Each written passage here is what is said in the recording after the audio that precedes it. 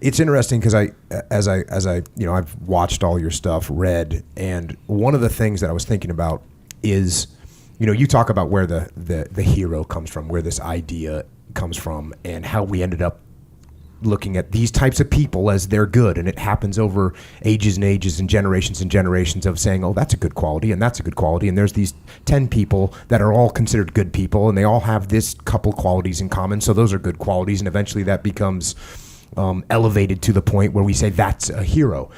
And what I was thinking of, so that's what happens, and now we all have this elevated thing to look at and say that's something we can aspire to. That's where we want to go. That's where we want to be. We want to help, and we want to support. We want to make sacrifices for the tribe.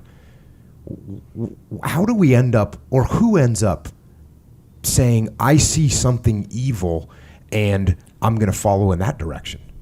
Well, I think that the story of Cain and Abel is a really very tightly constructed representation of that process, because it's a very strange story because, well, for a variety of reasons. First of all, it's very ancient.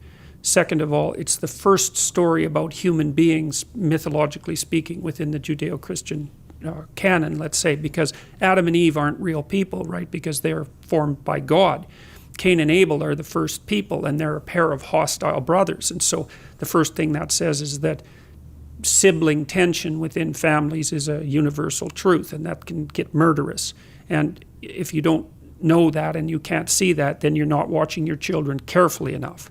So because what siblings can torment each other to a great degree, and it's something that you should strive diligently to observe and to quell.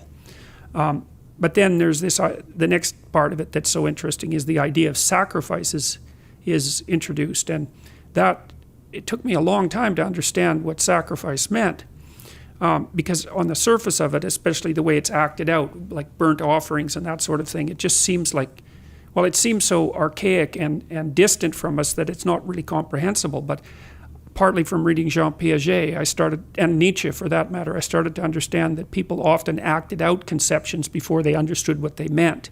And we act out a lot of things we don't understand because we're much more complex than we can represent. So we're always acting out things we don't understand.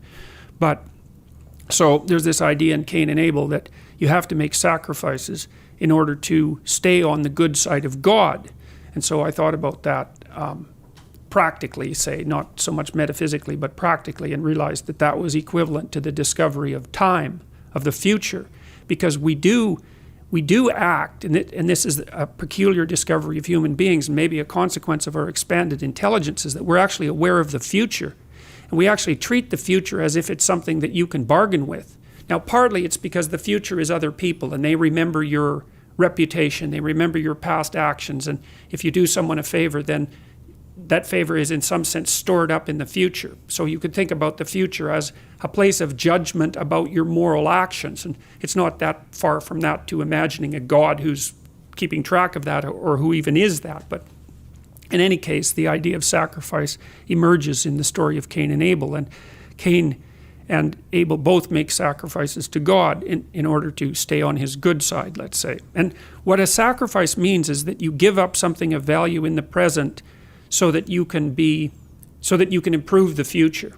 And that's no different from what we call discipline. It's exactly the same thing. It's just the concretely acted out version of that. And so, the idea basically was that, well, God was in the transcendent heavens. And the first question would be, well, why is that? And it's like, well, if you go out on a really dark night and look up at the sky, you have a sense of what's beyond you, what's transcendent, what's infinite, and so to associate that with the highest of values is a reasonable association, right? From an emotional point of view. So it's not particularly primitive. It's a smart metaphor, or it's a smart intuition and it's above you. And we tend to think of when you're moving towards an ideal that you're moving up, that you're moving above, you're moving to the mountaintop, right? You're going up, not down. And so it all sits within that same framework. And it's partly because when you go up, like on a mountain, you can see for long distances, right? So all those things are tangled together.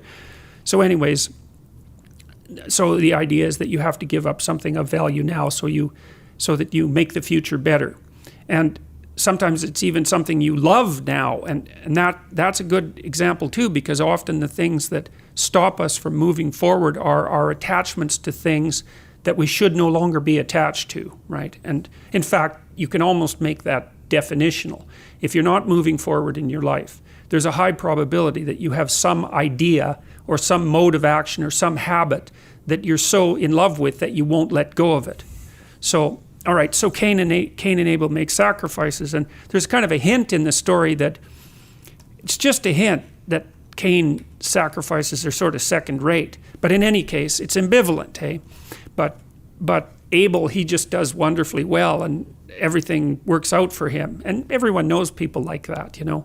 And so God accepts his sacrifices, but for some reason he rejects Cain's. And maybe it's the arbitrariness of God, or maybe it's because Cain's heart isn't in the right place when he's making his sacrifices, which is more likely. And so Cain goes and has a chat with God, and he says, basically what he says is something like, how in the world can you possibly justify this universe that you created? You look at me and I'm breaking myself in half trying to adapt and to make things right, and it's not working. And then there's this Abel character, and things come easy to him, and everything is flourishing for him, and so, like, what the hell? And if you don't understand that question, then you're not thinking, because it's very, very frequently the case when a serious catastrophe besets you in life that you essentially ask exactly that question. What's the meaning of life? What's the purpose of the world? How come there's suffering? And it's easy to become resentful and vengeful as a consequence of that. And so you got to think about what state of mind having your sacrifices rejected puts you in, especially when you see someone who's successful, because that's where the jealousy and resentment starts to fester is probably the right word.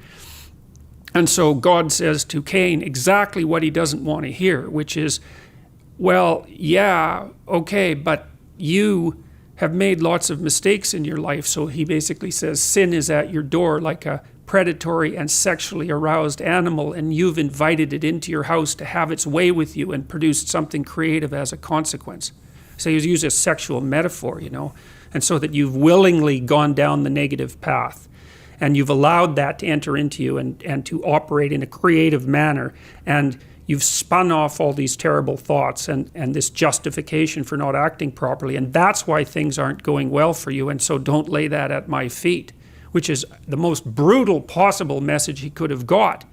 And so then he leaves the presence of God, let's say, and it says in the story that his countenance fell, which meant he was basically enraged. And so what does he do? He goes out and kills Abel. And then that's a very fascinating idea, because Abel is his ideal. So he kills his ideal. And when you kill your ideal, you're lost.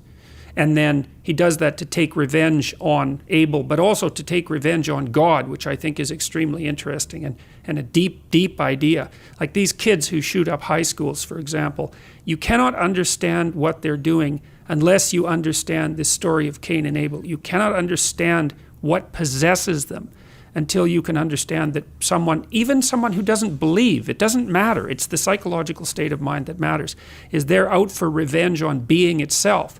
And that's why they produce as much mayhem as possible in the shortest period of time. That's why they sacrifice innocent people, because it's much more vengeful and demonstrative to kill innocent people than to kill guilty people, right? Because it's a worse sin, so to speak. And then they kill themselves. And they kill themselves as a final demonstration of their belief in nihilism and the horror of existence. Because you might say, well, why don't they just kill themselves first and save everyone the trouble?